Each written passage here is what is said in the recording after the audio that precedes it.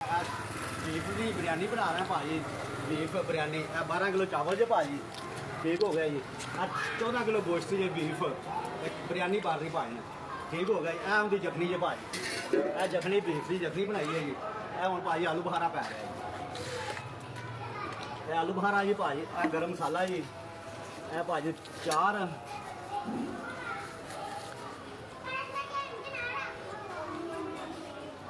चार पाए दड़ा मिर्च पाए चालीस नमक आ पाए इमली हम पाए घ्यो पै रहा